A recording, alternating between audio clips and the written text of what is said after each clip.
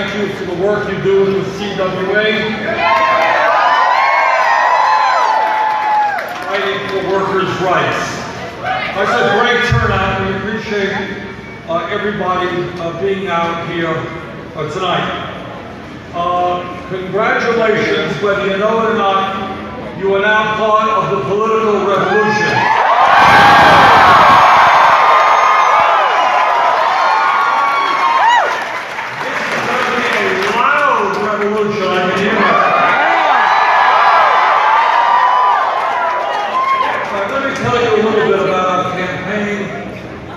What's going on around the country, and I want to start getting into some serious issues facing our country.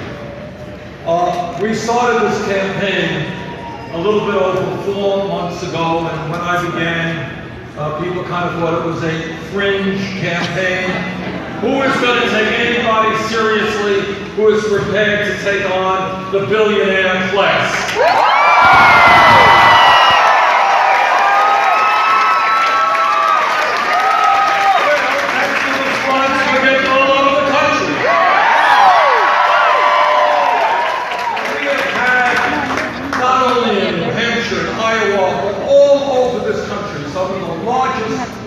Turnouts of any campaign. We had 28,000 people out in Portland, Oregon. But it's not just large turnouts that we've had. We have now well over 100,000 volunteers who, as we speak,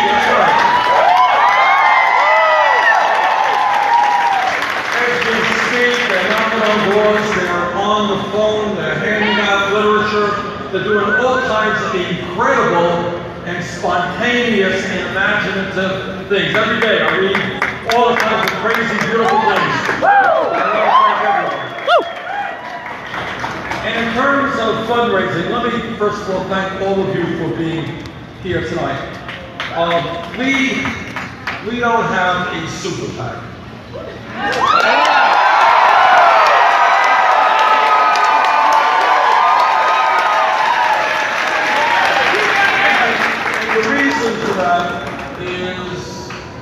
I don't represent the agenda of corporate America. We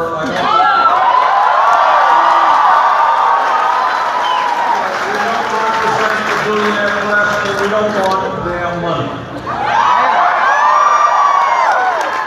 What is going on? And really, quite frankly, it is an interesting experiment. And here's the experiment. On the other side, you don't have meetings like this. You have candidates sitting in front of 20, 30 people and leaving the room with millions and millions of dollars. That's what politics is today. We are throwing out the idea that maybe, just maybe, we can get millions of Americans to make small contributions.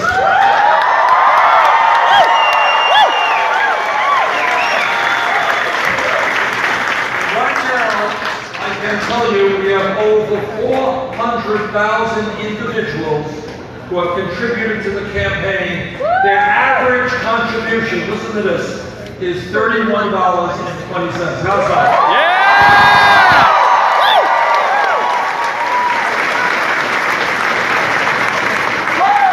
So this is a people's campaign. It's going to be fueled by volunteers. It's going to be fueled by small campaign contributions. And what this campaign is about is bringing people together, middle class and working families, and low-income people, white, black, Native American, Hispanic, Asian American, men, women, straight and gay.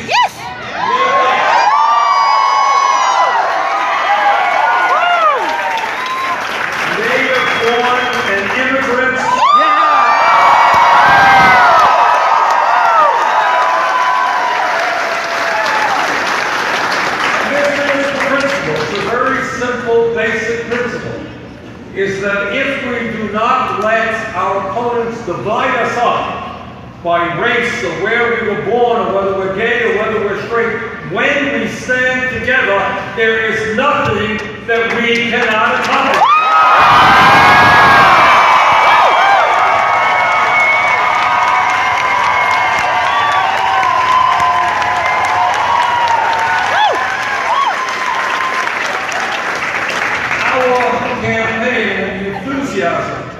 And the energy that the campaign is generating has taken the media and some of the professional pundits by surprise. It has also taken some of our opponents by surprise.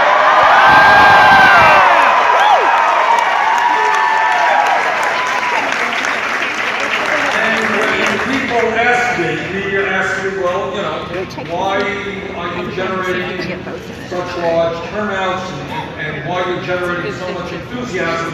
I think the answer is pretty simple, and that is the American people are sick and tired with establishment politics.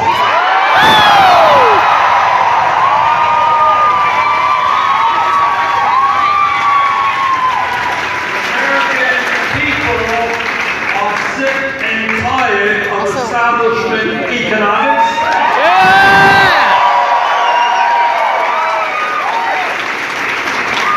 And to my friends in the media, I say the American people are sick and tired of establishment media.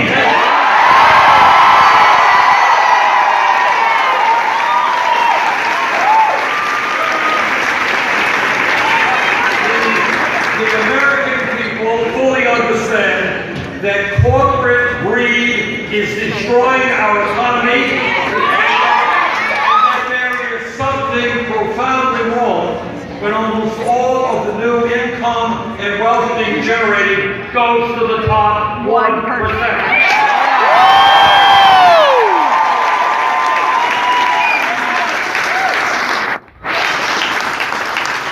American people, and I gotta tell you, coast to coast, and whether you are liberal or progressive or conservative or whatever, there is profound in a political system now that allows billionaires to buy elections.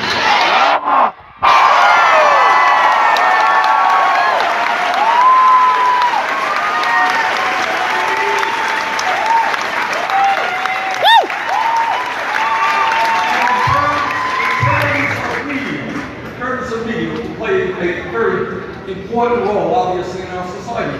What I think more and more Americans want is to have media help us discuss the most important issues facing our country, rather than looking at politics as if it were a baseball game or a soap opera.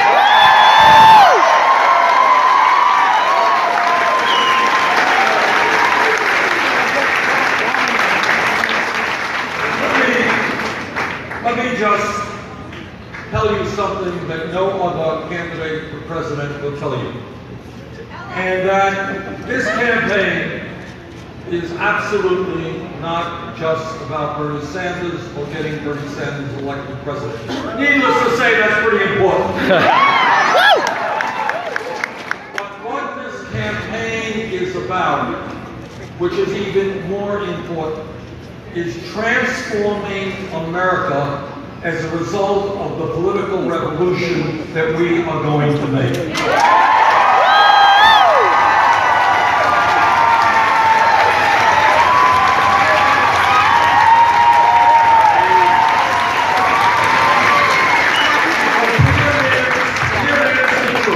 Here is the simple truth. No president, not Bernie Sanders or anybody else, can deal with the crises facing working families today unless there is a mass movement of millions of people who look at Washington and say loudly and clearly, enough is enough!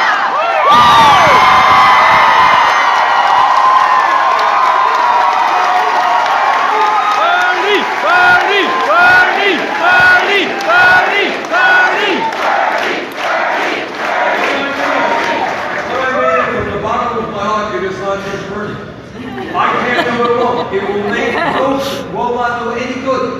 elect me. I don't want to get elected unless we can transform America. We can't transform America unless you guys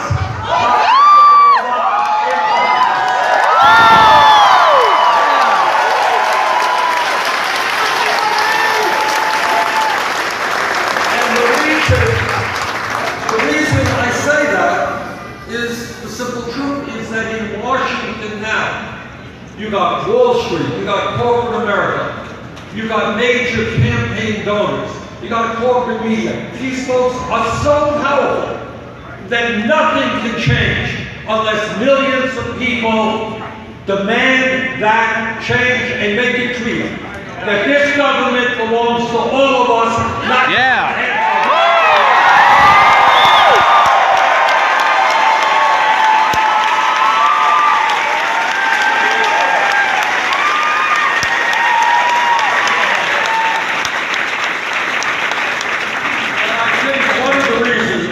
doing well in this campaign is that we are talking about the issues that the American people stay up nights worrying about, they think about, but nobody or media, Congress doesn't talk about it very, very much. And I want to take a few minutes to talk about some of those issues. And let me begin with telling you that in America today, we live right now, this moment, in the wealthiest country in the history of the world. But very few people know that because almost all of the wealth and income goes to the people on the top. Today, the United States of America has more income and wealth inequality than any other major country on earth, and it is worse today, if you can believe it, than any time since 1928. The issue of wealth and income inequality is the great moral issue of our time. It is the great economic issue of our time. It is the great political issue of our time. And together, we are going to address it.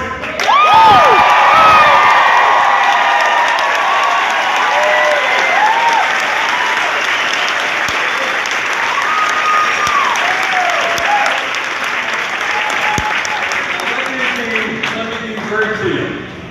There is something profoundly wrong when the top 1/10 of 1%, you got that? Yeah. Not 1%, 1/10 of 1% own almost as much wealth as the bottom 90%. There is something profoundly wrong when 58% of all new income generated now goes to the top 1%. Now, the Republican colleagues get very nervous when we talk about redistribution of wealth. They start shouting. But here is the truth. Over the last 30 years, there has been a massive redistribution of wealth. The only problem is it's gone in the wrong direction.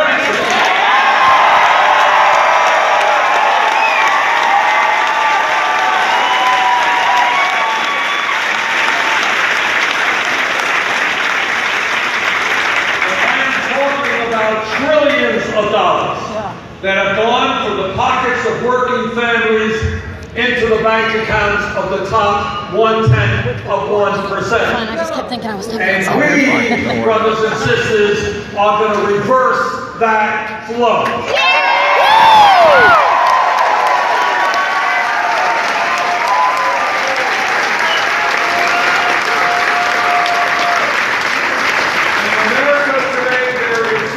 Profoundly wrong. When one family, the Walton family of Walmart, owns more wealth than the bottom 40% of Americans. One family.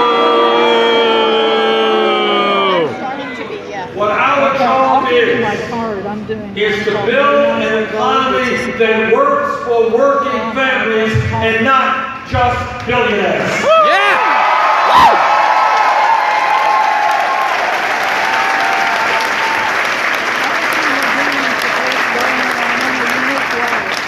This campaign, uniquely, I think, in modern American history, is sending a message to the billionaire class, and that message is, you cannot, you will not continue to have it all.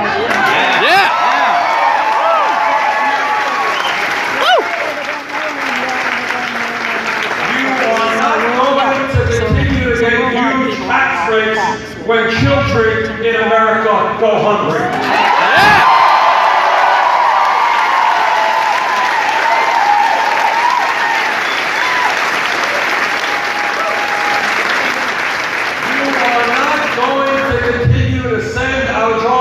To China, when millions of Americans in this country desperately need good paying jobs.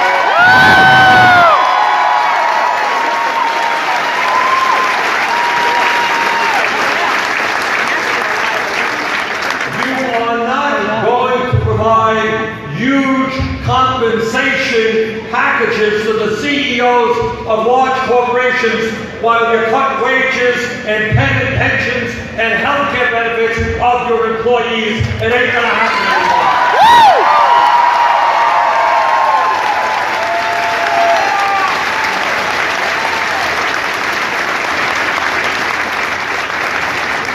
The greed of the billionaire class is destroying this country, and whether they like it or not, we are gonna stop that greed.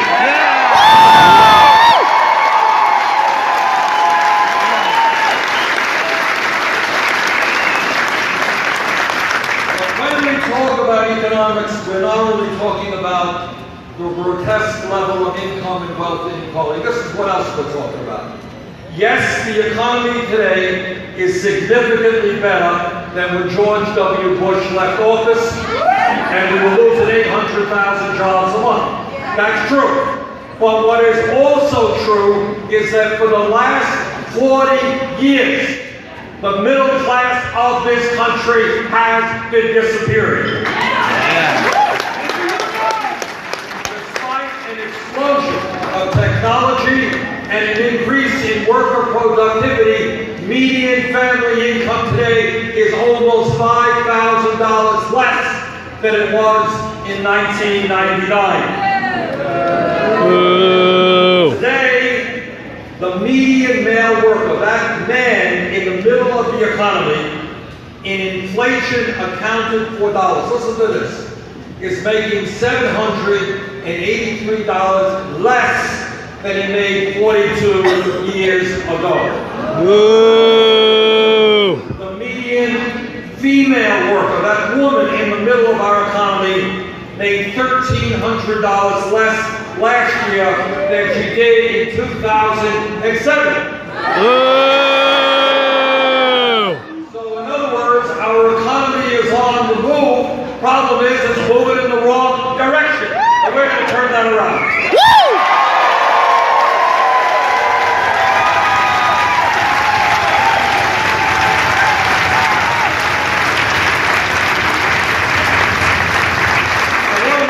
Something to you that you don't see on TV very often or in the papers. Every month the government comes out with a statistic on unemployment. Officially, unemployment in America is 5.1%. But there is another government statistic that includes those people who have given up looking for work and those millions of people, and you know many of them, who are working part-time when they want to work full-time. Add that together, real unemployment is over 10%. And now let me tell you something that you never hear about. It is a tragedy which has been swept under the rug. It bothers me immensely. Today, I asked a couple of months ago some economists in Washington to do a study for me. And the study entailed finding out what real unemployment is for high school graduates between the ages of 17 and 20, kids who graduate high school. This is what they found. If the kids are white, real unemployment, 33%. If they are Hispanic, 36%. For young African American kids, real unemployment is 51%.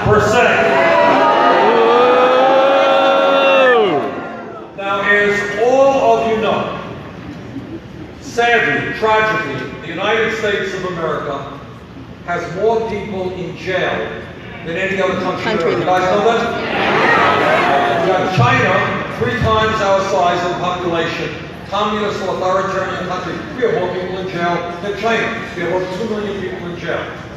Now, if anyone here thinks there is not a direct connection between high youth unemployment and the fact that we have so many people in jail, you would be sorely mistaken. And let me just give you an example. I want to lay this out because I want you to appreciate the tragedy that we're dealing with. In 1979, 15% of African American male high school dropouts ended up in jail. And that's a high number. Today, according to the last study we have seen in 2009, 69% of male African American high school dropouts ended up in jail. How crazy! Now we're talking about the destruction of an entire generation of young people. Now, in my opinion, in my very strong opinion, our country should be investing in jobs and education.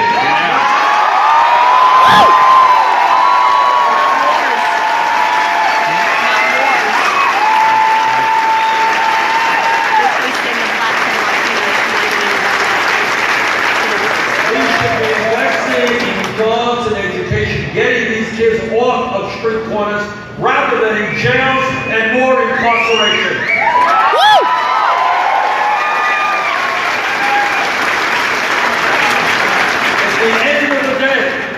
It costs a lot less money to send a kid to the University of Georgia than to put him in jail. Yeah!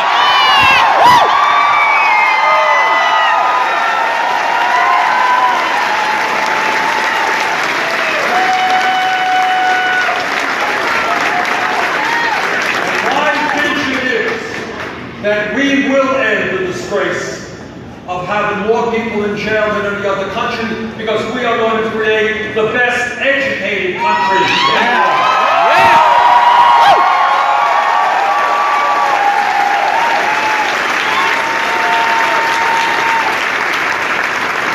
And when we talk about the economy, it's not just unemployment, which is much too high.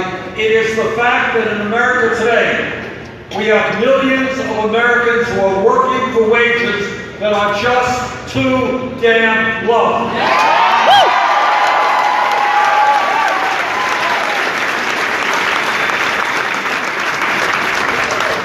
The current minimum wage of $7.25 an hour is a starvation wage. And we are going to raise the minimum wage to a living wage of $15 an hour.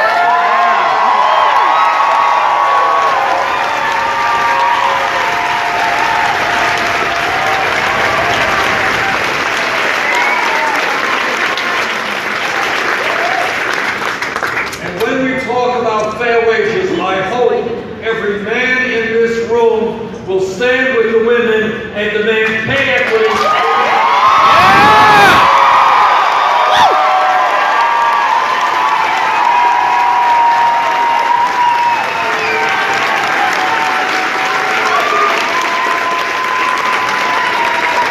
There is no rational economic reason for women to be making 78 cents on the dollar.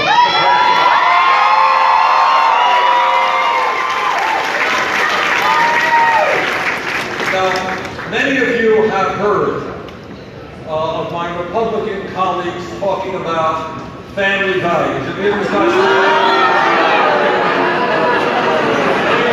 love families. But you all know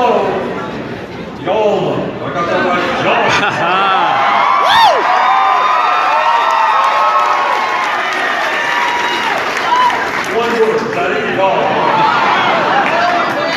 You better learn that a little better. You know what they mean when they talk about family values. What they mean is that women in this country should not be able to control their own bodies.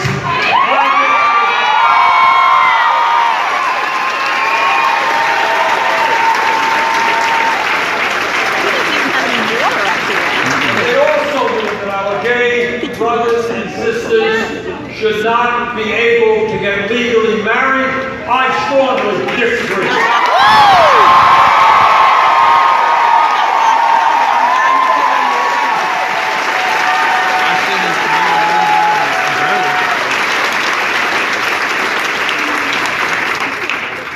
Jane and I have 4 great kids, and we have 7 beautiful grandchildren. We have been married for 27 years. I don't know how it happened, but it happened. And we believe in family values, and we believe in family. But our family values are just a bit different than Republican family values.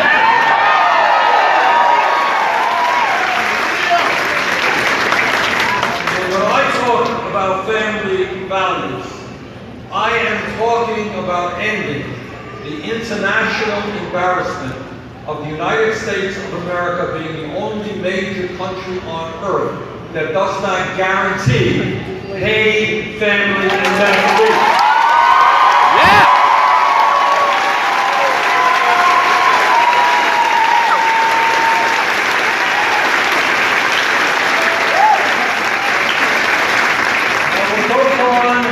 Georgia goes on, and Vermont goes on, all over this country, is that today a woman is having a baby. And for those of you who are parents, you know what an extraordinary day that is. And it's a pretty big day for the baby as well. But here's the thing. If that woman and her family have sufficient income, she can stay home and get to know her baby and love her baby and bond with her baby over a period of months. But if that woman does not have sufficient income, she will be forced to separate from that baby and go back to work. That is not a family value. Yeah.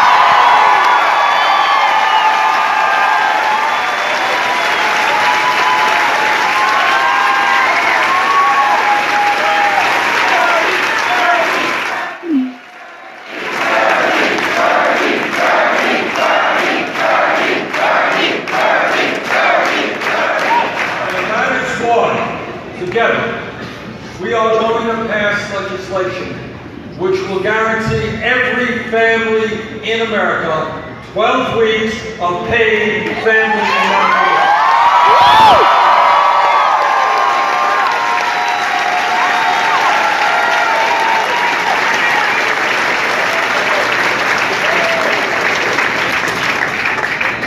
When pollsters call you up and they say, what's on your mind? Usually the answer that people give is a 4-letter word called jobs. And I'll tell you why.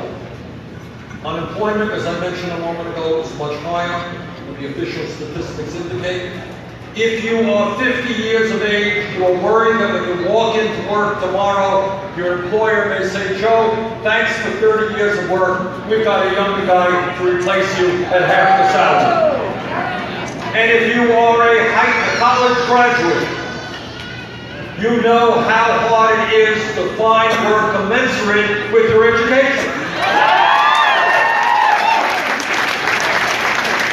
And that is why we need a massive federal jobs program to put millions of people back to work.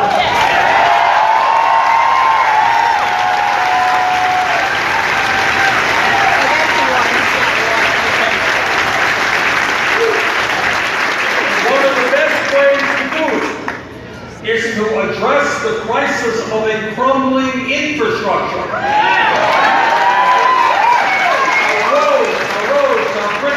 Water systems, rail, airports, levee stands need an enormous amount people back to work to treat them. Yeah! Woo!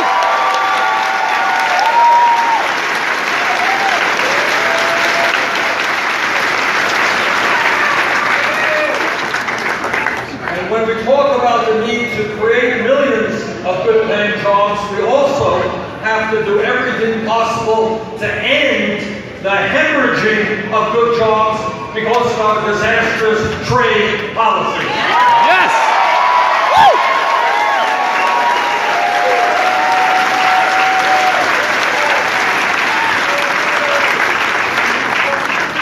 What our trade policies have been about for 40 years is corporations shutting down in America, letting millions of workers off, and going to low-wage countries all over the world. If corporate America wants us to buy their products, the time is long overdue for them to start manufacturing those products back in America. Yeah! Woo!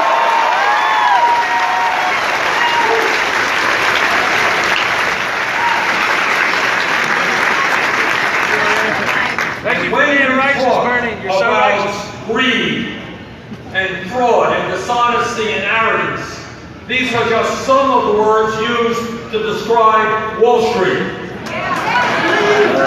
This economy will never work for working families unless we have a financial system whose job it is to provide affordable loans to small and medium-sized businesses rather than being a world unto themselves. Yes!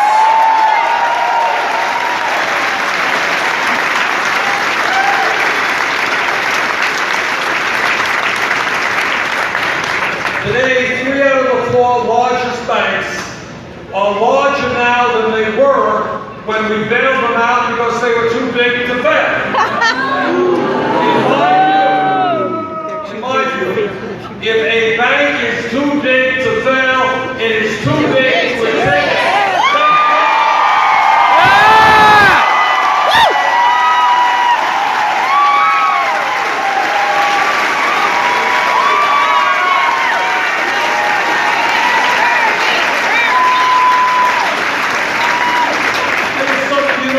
Speech better than I know.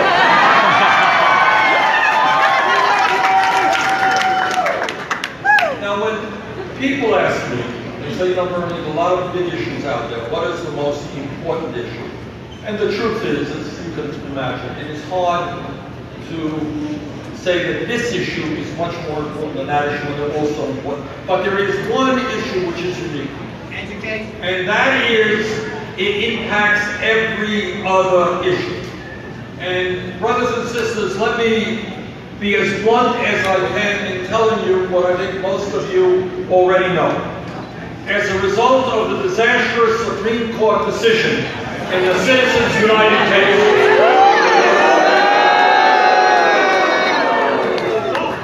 the American political system has become totally corrupted, and the foundations of American democracy are being undermined, and that is a simple fact.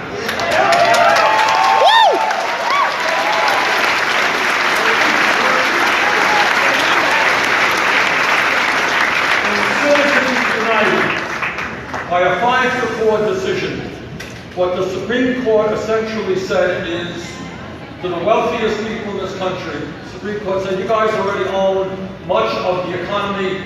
Now we are going to give you the opportunity to own the United States government, and that is precisely what they are trying to do right now. Ooh. The Koch brothers alone, second wealthiest family in America. You know about the Koch brothers.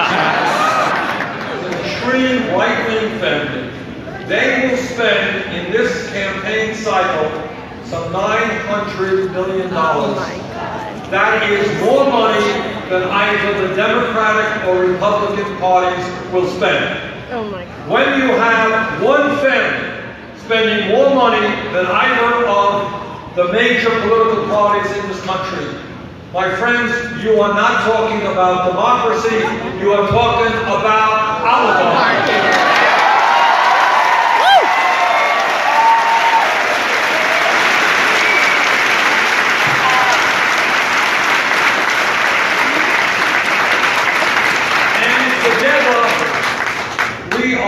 not going to allow that to happen in this country. Let me repeat a promise I have already made, and that is that no nominee to the United States Supreme Court will get my support unless he or she is loud and clear in saying that one of their first orders of business will be to overturn citizens.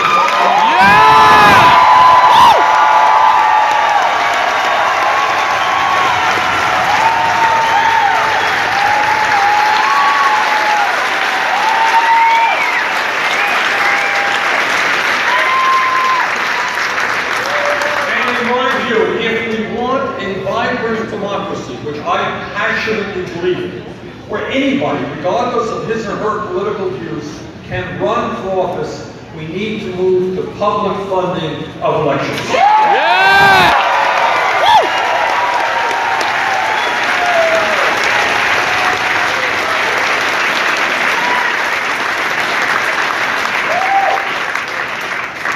When we talk about our economy, we all understand that we are living in a highly competitive global economy. And we understand that we do not succeed in the future unless we have the best educated workforce in the world.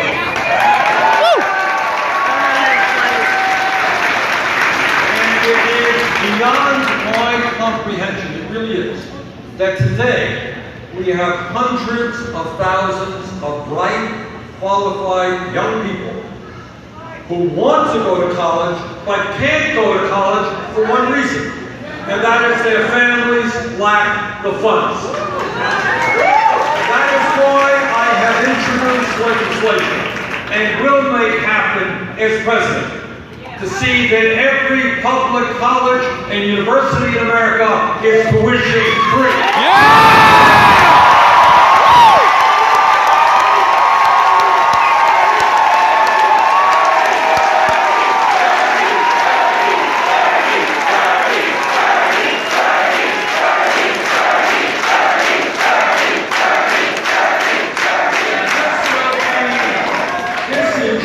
Will be revolutionary, because what it will say to every kid in America, kids who are living here in Atlanta or in the 4th grade and the 5th grade, what it says for those kids, you do your homework, you study, you work hard, you will get a college education.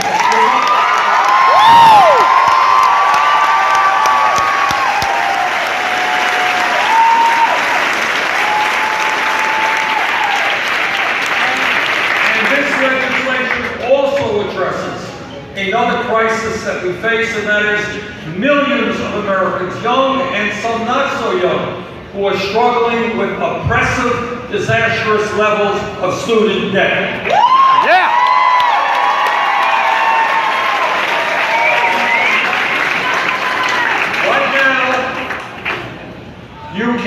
Right now there are millions of Americans paying 6, 8, 10% interest rates on student debt, but you can refinance your home for 2, 3, 4%. That doesn't make any sense to me. Whoa! So we are going to let those with student debt refinance their loans. We're going to get the government out of the business of making billions off of student debt.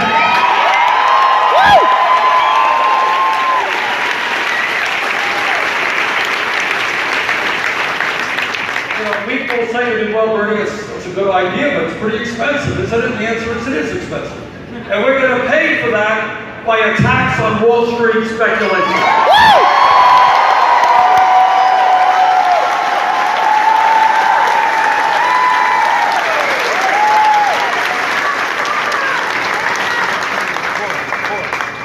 When we talk about our responsibilities as adults, parents, as human beings, there is nothing more important than leaving our planet healthy and habitable. Yes!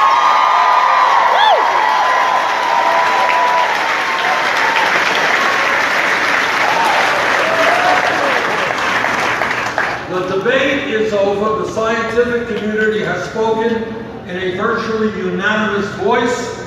Climate change is real. It is caused by human activity, and it is already causing massive problems in America and around the world. And what the scientists are telling us, by the way, is if we do not act boldly, these serious problems that we face today are going to get much, much worse in the years to come. They're telling us that if we do not transform our energy system by the end of this century, this planet Earth will be between 5 and 10 degrees warmer. We cannot allow that to happen, and that is why we have the moral responsibility as a nation to lead the world, working with China, Russia, India, lead the world to transform our energy system away from fossil fuels.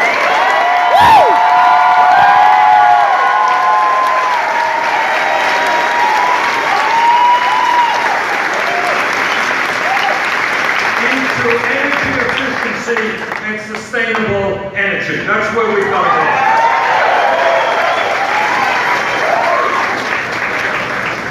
When we talk about the needs of this country, let us understand something I hope every person in this room knows.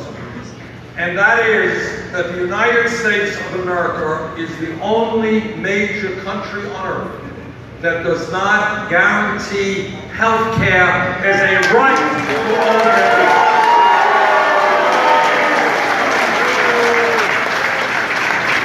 Now, the Affordable Care Act has done some very good things. Millions of people today have insurance who otherwise would not.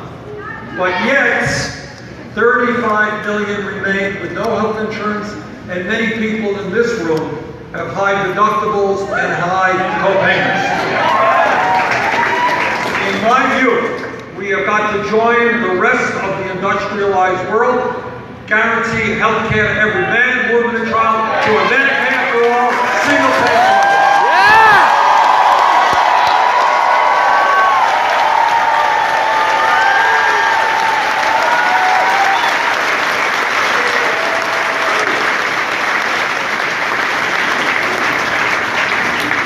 When we talk about becoming the kind of nation I think all of us want, we understand that while we have come a very long way in combating racism in America, we still have a long way to go. Yes!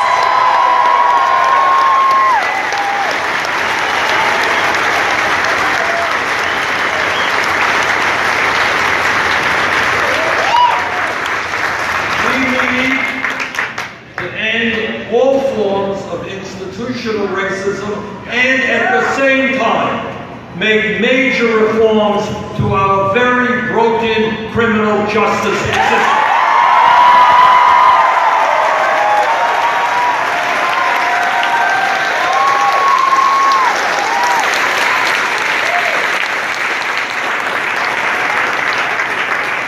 It is not acceptable to me nor to you that for years and years and years, unarmed African Americans have been killed by police, and that is going to end.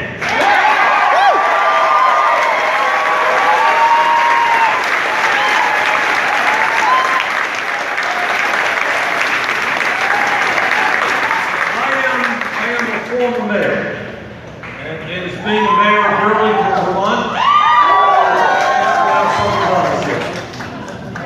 I work very closely with the police department. I just want to say that anyone who thinks being a cop today is an easy job is very wrong. It is a tough job. Police officers work under incredible stress. They're underpaid, and they have crazy hours.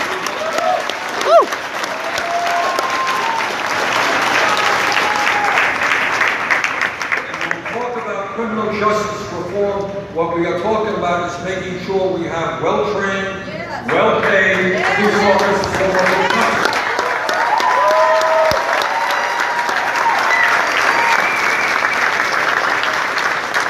But, nonetheless, like any other public official, When a police officer breaks the law, he or she must be held accountable.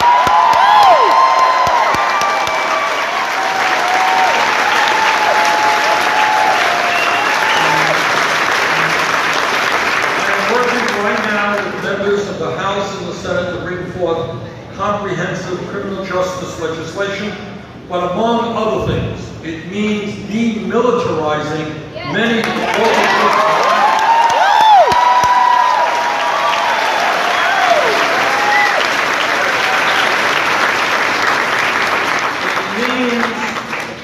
moving toward community policing, where police officers are part of the community. It means making police departments look like the communities they serve.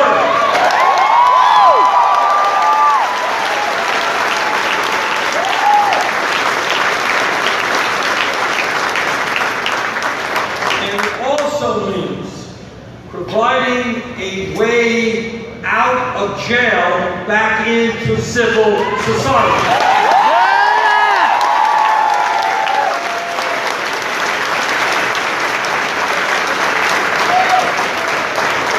And it also means taking a hard look at the war on drugs.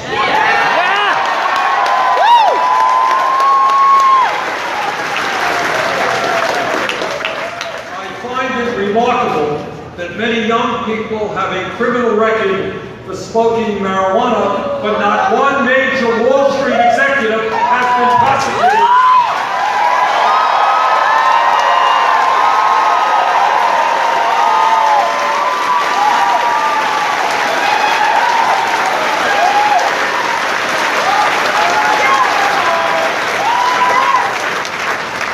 When we talk about the changes we need to bring our people together, we have got to understand that there are some 11 million undocumented people in this country. These people are living in fear of deportation, living in fear of seeing their families broken up.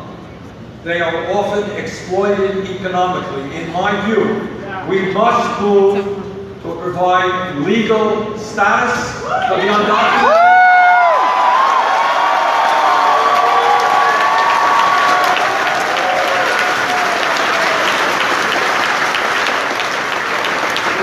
Comprehensive immigration reform, and we need a path for citizenship. Yeah!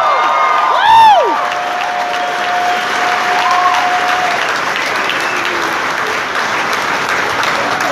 As all of you know, we live in a very dangerous and crazy world, and in that regard, I think all of us remember what September 11th today was about. I was in Washington, D.C. when it happened. Obviously, something I will never forget, nor will anybody else in this room. Salvador Allende! Salvador Allende was also on the throne on this day. That's right. Now, we all know that there are no simple solutions to the kind of crazy and dangerous world that we live in. But let me just say this. In my view, we as the most powerful military on earth must do everything that we can to lead the world in resolving international conflict without going to war.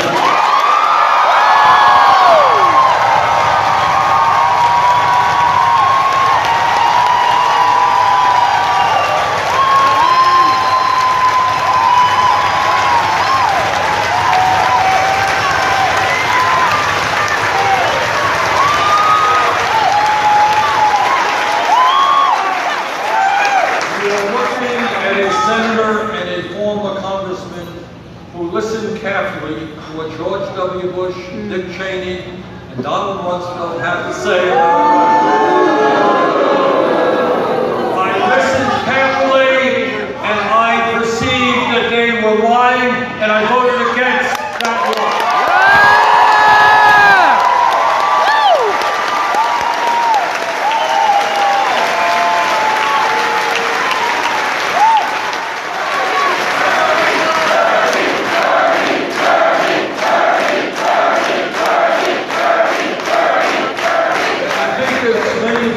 that wall will go down in history as one of the worst foreign policy blunders in the history of our country, leading to so many horror stories in terms of loss of lives of 6,700 people in our country, brave men and women, 500,000 coming home with PTSD and TBI. Now, right now, as you know, Congress is debating the president's negotiations and agreement with Iran. And here's the story there. In my view, it is absolutely imperative that Iran not get a nuclear weapon. But I believe, and the president believes, that we can do this without going to war.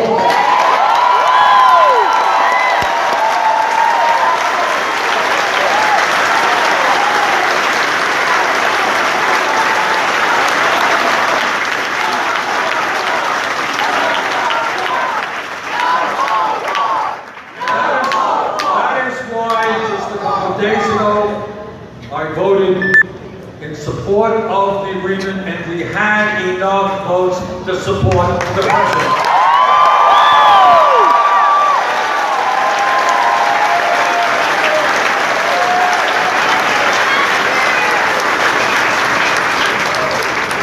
Let me conclude. There is one person here who thinks I haven't gone on long enough.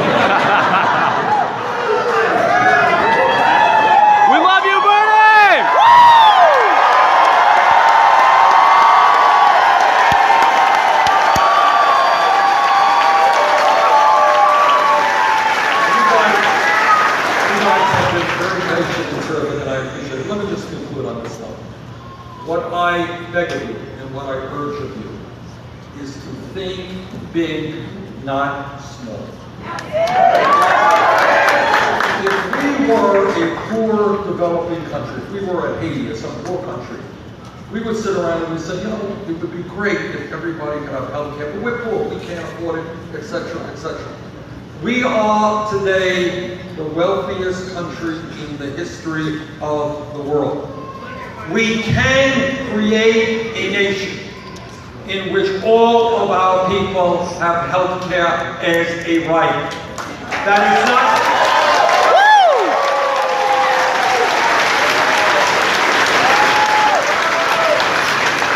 That is not utopian. That is not pie in the sky. That happens in every other major country. We can do it. We can create a nation where 20% of our kids are not living in poverty.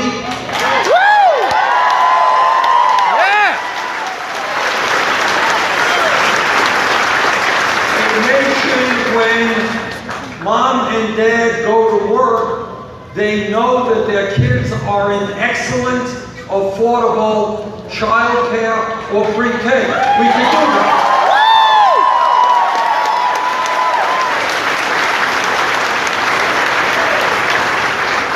We can create a nation in which everybody, not just young people, but all people who want to pursue higher education can do it regardless of their income. We can do it.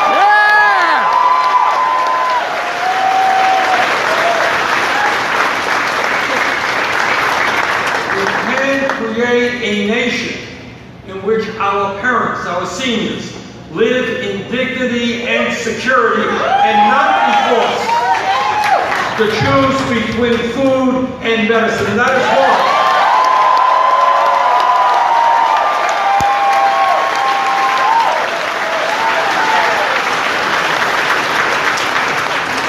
That is why when my Republican colleagues talk about cutting Social Security, our view is no, we're not going to cut Social Security or disability programs, we're going to expand them.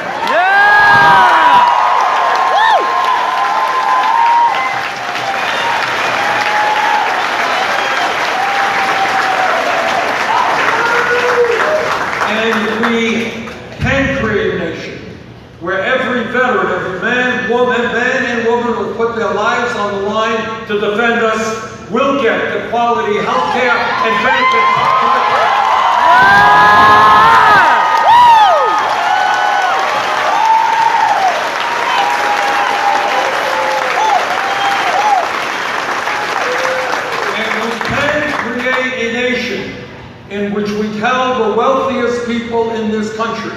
and the largest corporations who are doing phenomenally well, that yes, they are going to have to start paying their fair share of tax.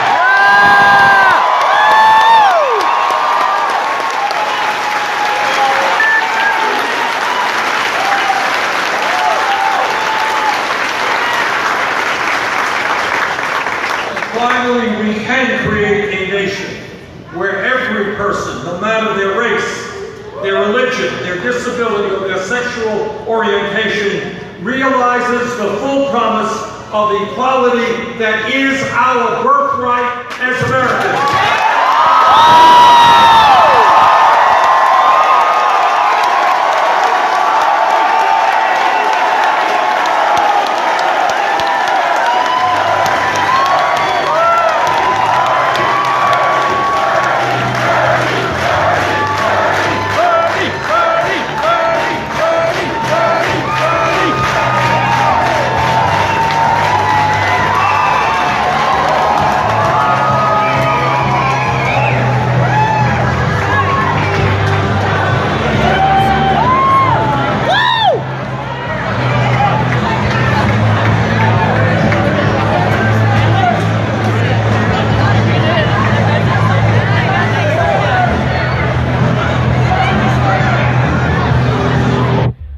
Thanks for tuning in.